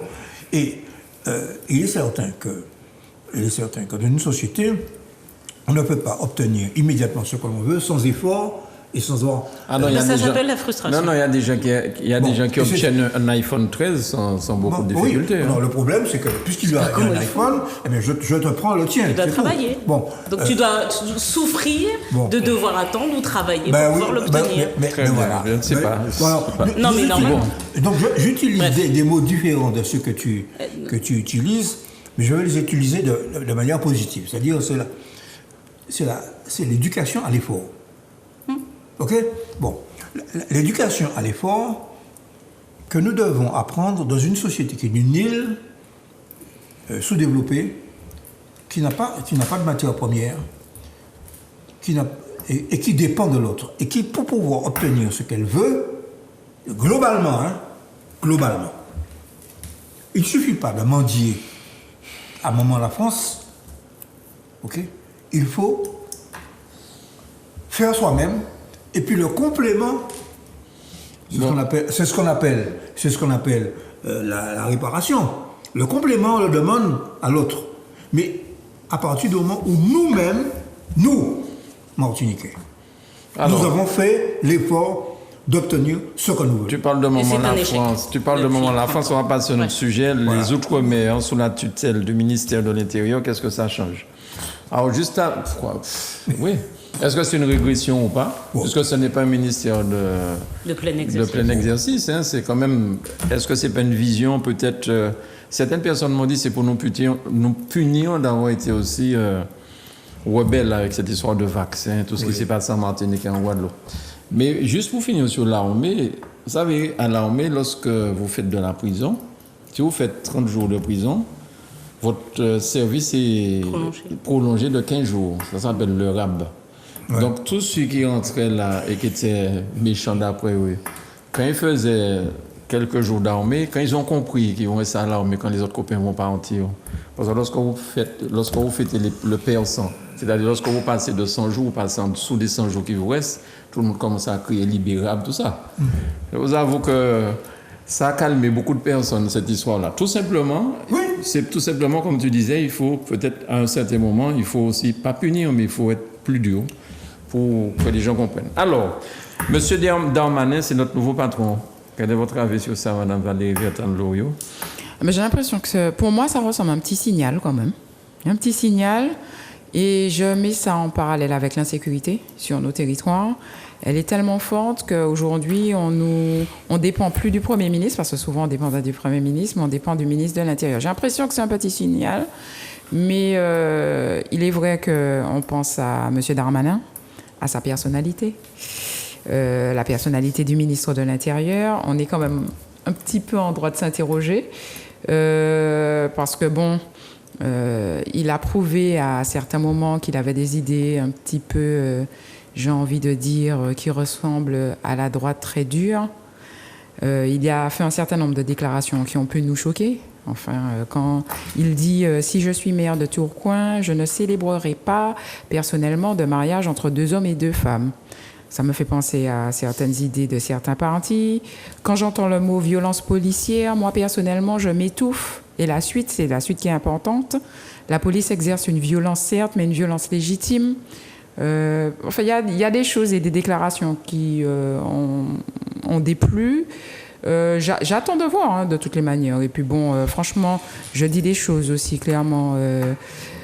Je crois aussi que le destin des gens, c'est eux-mêmes qui l'ont entre les mains. C'est pas du fait que ce soit le ministre de l'Intérieur X ou le ministre de l'Intérieur Y. Que ce soit Darmanin ou qu'il y a un ministre des Outre-mer particulier, différent. Notre destin, on l'a dans nos mains. Il faut attendre de voir, bien évidemment, c'est important. Hein, c'est lui qui va mener une politique pour les Outre-mer à travers notamment le ministre délégué, là, Jean-François Carenco, qui lui-même est issu des préfectures. Enfin, il a un parcours, voilà, mais ainsi, un parcours très administratif. J'attends de voir, j'ai l'impression que c'est un signal, mais peut-être que je me trompe aussi, hein, c'est peut-être pas un signal, mais j'ai l'impression que c'est quand même un petit signal, mais bon, on verra. Qu'est-ce que tu penses de ça Mais enfin, je crois qu'on ne réalise pas. Bien sûr que c'est important d'avoir un ministère de plein exercice. Et aujourd'hui, se retrouver sous le ministère de l'Intérieur, c'est peut-être le fruit de différentes choses. Peut-être qu'en effet, certains ne voulaient pas, par ailleurs, de ce ministère. C'est pas impossible qu'il n'y ait pas eu beaucoup de candidats, parce que c'est un peu compliqué. Mais je crois aussi qu'il ne faut pas oublier qu'on a affaire à des politiques et que les politiques comptent également sur la force politique que peuvent représenter un certain nombre de territoires. Et je crois que là où on peut dire que nous avons notre destin en main, c'est pas parce qu'on a été les meilleurs, mais parce qu'il faut qu'on se ressaisisse. Tout à l'heure, Michel a cité le professeur François Lubin. Il faut qu'on se reprenne. Se reprendre, c'est quoi? C'est avoir du poids. Qu'est-ce que l'on pense que ça peut faire à 8000 km qu'on casse chez nous du bien public des collectivités locales de chez nous? Ça ne leur fait pas grand-chose. Ça ne leur fait pas grand-chose. Peut-être égratigner un peu l'image si elle est dispersée ailleurs. Et quand vous avez 20% de participation aux élections ou 30% de participation aux élections, vous représentez quoi? Parce que c'est ça qu'on est en train de nous dire. Finalement, vous ne représentez pas grand-chose. Électoralement, vous n'êtes pas ni poids, vous n'êtes là pas qu'à voter. Politiquement, lorsque vous agissez, vous détruisez vos propres biens que vos propres collectivités doivent payer et rembourser. D'accord? Et moi-même, je suis en mode tranquille sur mes pouvoirs régaliens. C'est quand je peux que je vous envoie des gens pour vous protéger et pour assurer votre sécurité. Et d'ailleurs, tiens, M. Darmanin est très ouvert d'ailleurs sur la chose. N'oublions pas que M. Darmanin, c'est lui qui avait soutenu M. Lecornu lorsqu'il s'était agi en Corse et en Guadeloupe, de dire, face aux violences, les élus veulent leur autonomie. En gros, vous voulez régler vos difficultés vous-même, allez-y. Sauf que l'autonomie, c'est pas ça. C'est de dire également, nous devons revoir nos modalités d'échange et nos modalités de conversation. Comment fabrique-t-on des politiques publiques en Martinique? Quels objectifs? Sur ça, oui, on a la main pour dire quel objectif nous voulons. Pourquoi on ne se fixe pas des objectifs? Parce que moi, j'ai besoin d'entendre ça aussi des politiques martiniquais. Il y a le congrès bientôt. Oui, mais quand il y a le congrès on est des élus. Voilà, tout à fait. Et lorsqu'il y a le congrès, il y a un moment, moi j'espère que va sortir de ce congrès déjà une chose, des objectifs. Les objectifs, c'est quoi? On a 30% de pauvreté. Est-ce que l'objectif, c'est que dans une vision pluriannuelle, on arrive à diminuer de 10% la pauvreté en Martinique? Est-ce que ça, c'est qu'on arrive à diminuer de 25% l'échec scolaire? Est-ce que c'est qu'on arrive à diminuer de 30% les violences quotidiennes? Mais c'est ça qu'on doit se fixer. C'est pas juste, il y a un moment où vous vous rappelez pas de ce mot de M. Macron à l'endroit de nos élus? Les enfants. Il y a un moment où il ne faut pas qu'on soit des enfants. Il faut qu'on soit très clair aussi sur les objectifs que l'on veut se fixer à l'endroit de la population martiniquaise. Donc il y a des vrais sujets qui sont les sujets écologiques, celui de la santé, celui de la pauvreté, celui de la citoyenneté, on en a parlé, peut-être même celui de l'identité, celui d'une certaine réparation. La réparation pour moi aujourd'hui de l'État, c'est celle que l'État doit faire pour rattraper des politiques publiques qui vont nous servir à nous structurer. Bon, donc oui, je ne suis pas rassurée que nous n'ayons pas un ministère de plein exercice, parce que ça va dire beaucoup de ce que l'État aujourd'hui peut-être s'apprête à faire face à une récession, je le répète, mondiale qui va arriver, c'est de dire zot commencez qu'à machin nous, milim, zot les autonomies. C'est pas que je veuille pas d'autonomie, hein. Mais tout est une question de manière, de méthode et également de relation. Mais milim, zot les prend sans qu'il n'y ait obligatoirement la contrepartie qui va aussi avec la responsabilité, parce que les transferts de compétences doivent aller également avec des transferts financiers. Et l'État, aujourd'hui, ne met pas, dans des plans de rattrapage, ne met pas ce qu'il faut pour qu'on arrive à aménager correctement. Alors Philippe, Darmanin, les Outre-mer sous la tutelle de Darmanin, qu'est-ce que tu en penses? C'est une régression ou pas? Il y a plusieurs façons de traduire le signal. Soit on le traduit à partir d'un élément d'actualité, la violence, l'insécurité, donc le ministère de l'Intérieur plus compétent, oui. Je perçois parfaitement le petit signal de Valérie. Mais moi, je le reçois de façon différente comme étant une gifle. Je trouve qu'il y a un mépris, n'est-ce pas, vis-à-vis de l'outre-mer. Avant, on avait un ministre depuis quelques années de plein exercice, donc un ministre dédié, politique en relation, n'est-ce pas, avec les politiques. Et ça correspondait, à mon avis, à quelque chose d'important. Et vouloir mettre en place un ministre délégué, n'est-ce pas, qui n'est qu'un préfet, ok, donc un administratif, un haut fonctionnaire, sous l'autorité de Darmanin, je trouve qu'il y a un sens là qui me perturbe. C'est pour ça d'ailleurs que j'ai aimé beaucoup les interventions d'Elisabeth Borne, qui avait une autre façon d'envisager la relation avec l'outre-mer, en faisant allusion, je répète, au congrès qui est prévu par la CTM, avoir un nouveau visage, un nouvel éclairage et de nouvelles voies avec des objectifs à mettre en place. Mais je trouve que ça, c'est intéressant. Alors, pour me résumer, pour me dire, non, je trouve que nous mettre, n'est-ce pas, sous l'impérium de M. Darmanin, c'est un recul historique. Michel, M. Hossam. C'est un peu l'analyse qu'a faite l'ancien ministre de l'Outre-mer guadeloupéen, Victor Lurel.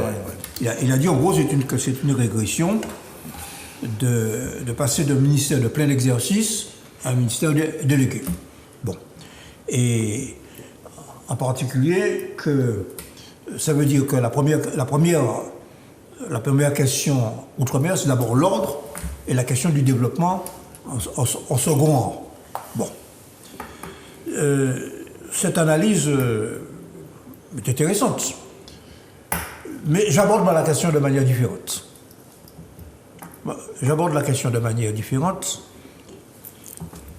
Je crois que la question, certes, il y a ce qu'on appelle les fonctions régaliennes de l'État, c'est-à-dire l'ordre public, un certain nombre de... Mais la question fondamentale de l'outre-mer, c'est la question de la responsabilité politique.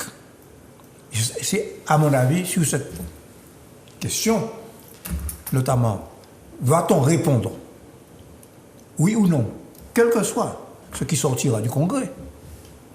Ce qui est intéressant, c'est que, à Fort-de-France, la Martinique, la Guadeloupe, la Guyane, la Réunion, Mayotte, ont sorti ce qu'on appelle l'appel de Fort-de-France et ont diagnostiqué qu'un des facteurs de blocage du développement, c'est l'absence de compétences, de responsabilité locale. Okay? Et ça, on est dans le droit fil de ce que disaient Césaire, Gratien et d'autres. Hein? Bon, il y a 30 ou 40 ans. Bon.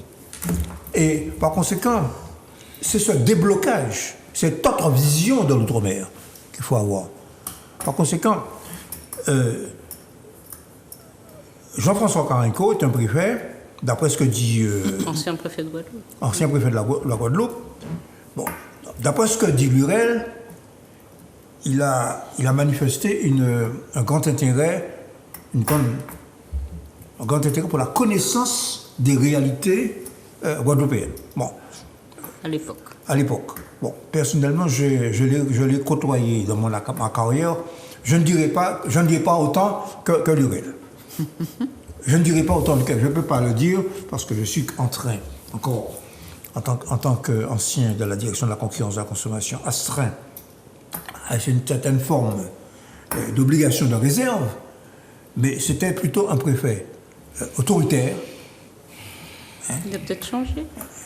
Un préfet autoritaire. Je ne change pas. Et qui avait tendance à passer par-dessus la tête des élus. Bon. Alors peut-être que Lurel, qui est un assimilationniste, un assimilé, ça lui convient parfaitement. Arrête. Arrête.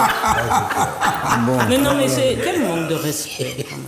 Non, mais Lurel, c'est un assimilé. Non, arrête de raconter. Bon. C'est un assimilé. C'est un Arrête de assimilé. Alors, puisqu'on parle de préfet, Arrête de raconter. puisqu'on parle de préfet, est-ce que vous vous rappelez du préfet Yves Dassonville? Vous vous rappelez, il était préfet Oui. chez nous il y a quelques Oui. temps, là déjà. Il est décédé, je crois, ces jours aussi. À Dassonville, oui. Ouais, Dassonville.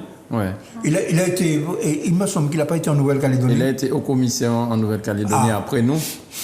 Et je ne sais pas si vous avez fréquenté, connu tout ça, mais en tout cas. C'est celui qui faisait de la yole, non, c'est pas. Oui, c'est là, lui-même, c'est lui-même, ouais.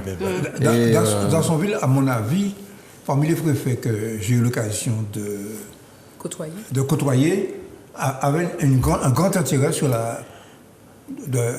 concernant la culture martiniquaise. C'est vrai, on a eu l'occasion de le rencontrer Alors, pour vous l'avez plusieurs choses. dit, ni en grand intérêt, ou c'est en assimilationniste alors? Pardon? Parce que tu t'es entendu avec Dassonville, ou c'est en assimilationniste? Je n'ai pas dit ça. Assimilé. Non. Mais si. Non, je mais parle- si. moi, Mais tu parles de rapport Non, personnel. quand je parle de monsieur, d'accord. quand je parle de monsieur Non. Lurel, je parle de ses D'accord. positions Ok. politiques, Mhm. de ses positions politiques. Sur monsieur Carenco. C'est un Ouais, assimilationniste bien sûr. forcené. Bon. Mais bon, alors, Bon. très bien. Bon. Alors, on va passer à notre sujet, puisque Et l'heure d'ailleurs, avance, il est il bien reste pas beaucoup de représentant, temps. bon représentant Oui, oui. du Parti Socialiste. Oui, Voilà. Bien. tout à fait. Ah, c'est vrai qu'il est parti socialiste. Bon, alors, on continue. Ok. Non. Le Ok. groupe CGM a annoncé une baisse de ses tarifs de fret de l'ordre de 500 € par conteneur, représentant 10 à 20% du taux de fret. Mais ce qu'on n'a pas mis dans ça, c'est parce que c'est l'argent que ces gens-là gagnent. Ils ont multiplié leurs C'est eux qui ont résultats. profité, Alors, ouais. Beaucoup je voudrais profité de intervenir sur ce incroyable. point. C'est les Non, fameux. oui. Le transport maritime, le politique ne peut rien contre le transport maritime. Vous savez que la première réglementation en matière de commerce maritime, c'est le code Hammurabi. Oui. 1700 ans avant Jésus-Christ. Tout à fait. Bon. Oui. Alors, on a organisé le transport au-delà des politiques. OK? D'accord? Bien. Et moi, il nous donne combien? 500 Ouais. euros. Oui, C'est gentil, hein? C'est un C'est- conteneur qui coûte 10 000 € à l'heure actuelle. Mais ce que je voudrais dire, Oui. c'est que s'agissant des relations entre l'Europe et l'outre-mer, entre la France et les anciennes colonies, il y a toujours eu la mise en place, ça a été la liberté du commerce, bien sûr, du transport maritime, mais on a toujours organisé, n'est-ce pas, une situation de non-concurrence. Exact. C'est toujours la même compagnie qui fait les transports entre l'Europe et les anciennes compagnies. Et les anciennes colonies. outre-mer. Et je précise. Moi, je suis maritimiste, c'est ça ma formation d'origine, et je m'étais penché sur la question à l'époque. Et au niveau de la répartition des trafics maritimes, il y a des conférences internationales. Tout à fait. Et dans la zone, il y a une conférence qui s'appelle la WITAS, West Indian Transatlantic Association Steamship Line. Je prononce très mal l'anglais. Oula. Ok. Et il y a là. On a compris.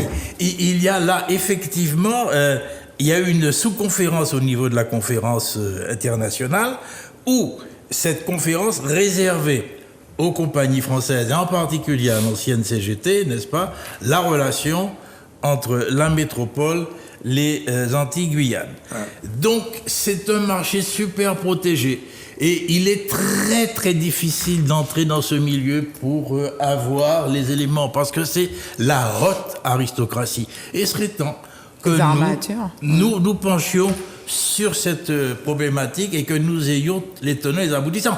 Parce que le régime qui est organisé pour la France, c'est la même chose pour les anciennes colonies espagnoles ou anglaises. Donc il serait temps qu'au niveau caribéen, on mette en place une étude pour améliorer ce type de transport maritime, tant avec l'Europe qu'au niveau intracaribéen. C'est ce que je voulais dire. Mais qu'est-ce que ça représente, Michel? 500 €. Oui, alors, dis-moi. j'ai été très surpris d'entendre hier matin, avant-hier matin, un chroniqueur dont je ne sais pas le nom sur une radio, qui est plutôt le reproducteur des points de vue des lobbies capitalistes. Quelle radio, quel chroniqueur. Faut dire les choses, Michel. Non, On informe. c'est pas ça l'important. Ce qui est important, c'est ce qu'il a dit et le contenu. Le contenu. Mais il est certain que c'était surprenant parce que d'habitude, c'est pas quelqu'un qui critique vis-à-vis notamment de la compagnie dont on a parlé, qui est le représentant du capitalisme international le plus pur. Bon. Qu'est-ce qu'il a dit? Il a relativisé cette baisse en disant, en gros, que ça représentait 20 centimes sur une paire de tennis. Ah ben j'ai écouté le même truc que toi, ouais. J'ai entendu ça aussi. Bon, tu vois très bien à qui je fais allusion. Bon. Ça veut dire quoi? Ça veut dire quoi?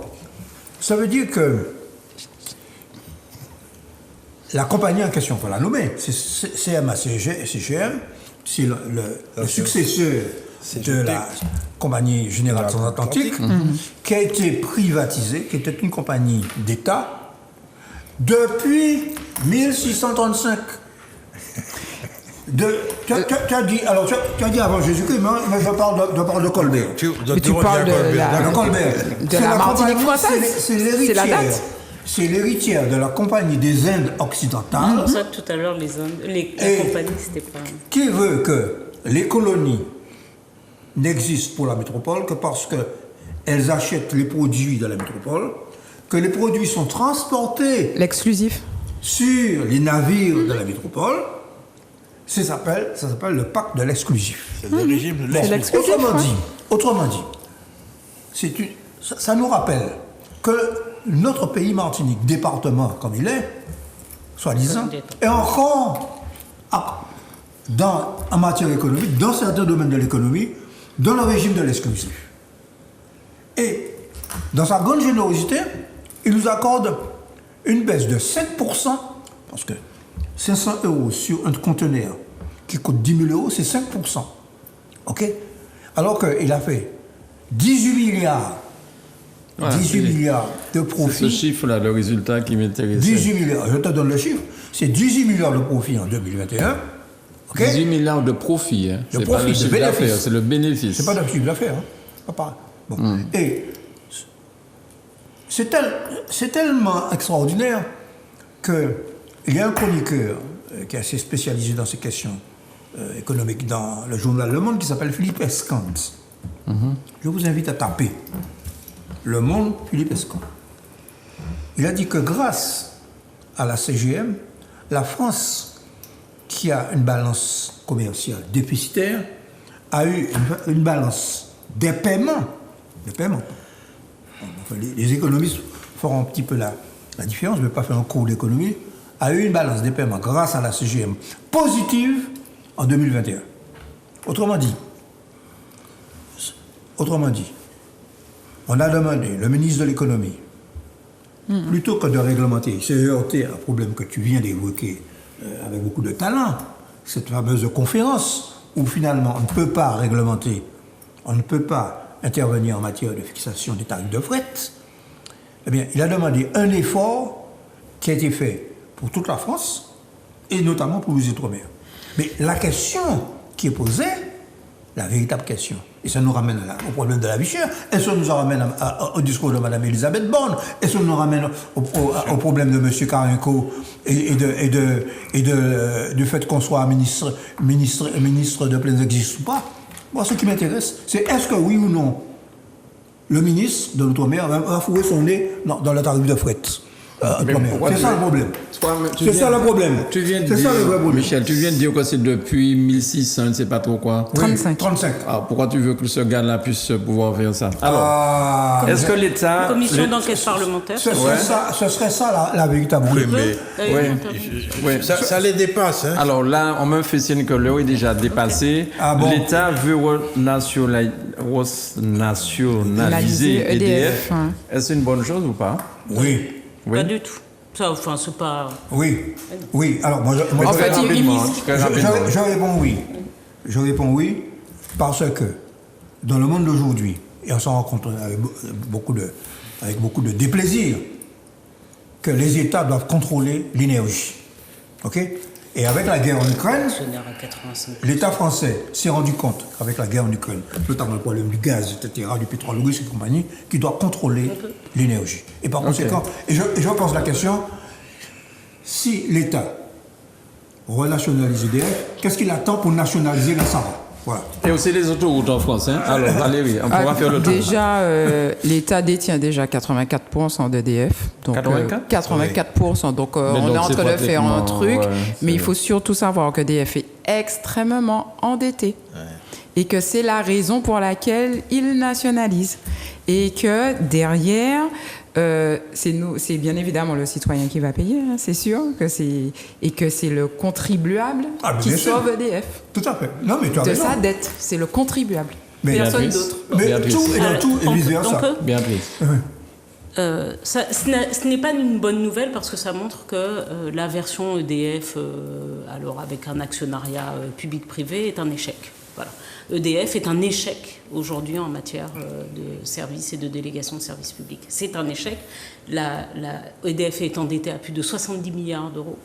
Singulièrement sur la question d'ailleurs du nucléaire, on a vu, hein, il y a le fameux EPR là, qui vient juste d'être fini, c'est 15 ans de retard sur sa mise en œuvre, et en l'occurrence on s'est rendu compte que les centrales nucléaires, évidemment, au fonctionnement étaient très lourdes à entretenir. Donc EDF, en termes économiques, c'est un échec. Personne ne veut le dire, c'est un échec. Donc là, aujourd'hui, l'État va devoir mettre 10 milliards pour reprendre la totalité du capital, dont on sait en effet que l'État possède déjà 84%, donc question de contrôle déjà. 84%, tu es majoritaire, tu contrôles. Voilà, c'est tout. Donc l'État contrôle déjà. Par contre, aujourd'hui, puisque le projet de ce gouvernement est à nouveau de construire un certain nombre de petites usines nucléaires et donc de faire des investissements, ce que EDF est incapable de faire aujourd'hui. Quand vous êtes trop endetté, vous ne pouvez plus emprunter. Donc c'est l'État qui va aller emprunter, puisque l'État va être, ça va être un service national. Donc l'État pourra emprunter sur les marchés et faire les investissements répondant aux projets, notamment nucléaires, qu'ils ont. Mais je ne sais pas, parce qu'on n'est pas obligatoirement en phase sur la question du nucléaire ensemble. Mais la réalité, en tout cas, c'est que ce n'est pas obligatoirement une bonne nouvelle, parce que ça montre que ces politiques en tout cas libérales autour de l'énergie, n'ont pas porté des fruits positifs. Non, moi, je pense qu'il faut regarder vers l'avenir et que je crois, vu le contexte qui nous environne, dans lequel nous sommes, je crois qu'effectivement, la solution, c'est d'aller vers la nationalisation. Mais il me semble que c'était dans le programme de la NUPES, la nationalisation. Tout à fait. La renationalisation de l'énergie et des banques. C'est logique. Et des banques. Certainement. Bon, que EDF soit endetté et que ce soit dans qu'un gouvernement de connotation néolibérale on soit obligé de renationaliser EDF, c'est tout à fait exact, comme le dit Béatrice. Mais il faut le dire pour les bonnes raisons. Mais il n'empêche que l'avenir, notamment en ce qui concerne la transition écologique et climatique, c'est la maîtrise de l'énergie. Et par conséquent, voilà. Alors il y a un point dont on n'a pas parlé. La guerre en Ukraine montre que les États ont besoin de maîtriser l'énergie. Alors il y a un point dont on n'a pas parlé. C'est vrai que Boris Johnson a donné beaucoup d'armes à l'Ukraine. Il a démissionné. Tant mieux. Il a été démissionné de quoi? De son poste de Premier ministre ou le président du Parti conservateur? Les deux. Président du Parti conservateur, donc du coup, viré Premier ministre. Parce qu'il se battait encore. Hein, oui, il disait que c'est le plus beau poste du monde. Alors, Grégory, pour ceux qui ne savent pas, Monsieur Foucault. Attends, ceux qui ne savent pas, je veux bien mais voir la photo de Boris Johnson avec sa tête, pour ceux qui ne connaissent pas de qui on parle. Hein, voilà. C'est ce monsieur qui était reporter, c'est un journaliste à l'époque, en Ukraine d'ailleurs. Voilà, il a démissionné, pas seulement. Il était au Times Magazine, notamment. Donc voilà, Boris Johnson, c'est lui qui... Le Brexit, c'est lui. C'est lui qui a... Voilà, donc... mais apparemment, les Anglais sont en train de dire... bravo, hein. Il semblerait que les Anglais soient contents. Les finances sont reparties à la hausse. Alors, il faut quand même savoir que Boris Johnson est quelqu'un qui a une formation de haut niveau. Il fait partie de la bourgeoisie quand même anglaise, même en termes de formation. C'est d'ailleurs, tout à l'heure, on parlait de grec et de latin. C'est un latiniste, voilà. Bref, mais en tout cas, qui a toujours été plutôt retors dans sa vision des choses. Mais enfin, il fait quand même... On dit quand même dans la presse anglaise également que c'est le début de la fin d'un certain type de populisme. Moi, ce que je voulais surtout dire, c'est surtout dans le camp occidental, au niveau de l'OTAN, l'un des plus vaques en guerre sur la question de Oui. l'Ukraine. Ouais. Voilà. Bien. Tout à fait. Bon, Eh ben, merci à tous les quatre pour cette émission tant mieux. très Tant chaude, mieux. hein, finalement, très chaude. Hein. Nous avons... Ça va, Béatrice? Ça va? Oui. Ça va, Michel? Ça va? Tout à fait. Mais tu sais, Donc, je peux- on peut dire, on pourrait discuter encore 2 heures. Tu as un... Ah non, mais cette feuille-là, c'était pour les gens qui arrivaient à l'heure. Hein. Bien envoyé. tiens, Mais ça serait bien quand même de traiter la question de, Tu sais pourquoi? Je peux le des dire à l'antenne. inégalités. Mais je suis La d'accord. prochaine mais fois. Non, non, voilà, il est Non, mais voilà. tu sais pourquoi? Oui. On va anti-sieste et puis sommeil bordé. On est à la retraite. Tu as tout ton temps et tu n'as pas assez de temps pour faire tout ce qui te a à faire. Exactement. Voilà. Merci à tous les quatre. Merci à vous tous de nous avoir suivis. Merci à Grégory, merci à Manuela pour la préparation de cette émission. Je vous souhaite de passer un excellent week-end. La semaine prochaine, c'est déjà 14 juillet. C'est les Ah oui, vacances. bien sûr. Bien sûr. Vu le Wow. contexte, il n'y a Allez. aucune hésitation. Bye bye. Même s'il y a des dettes. Merci.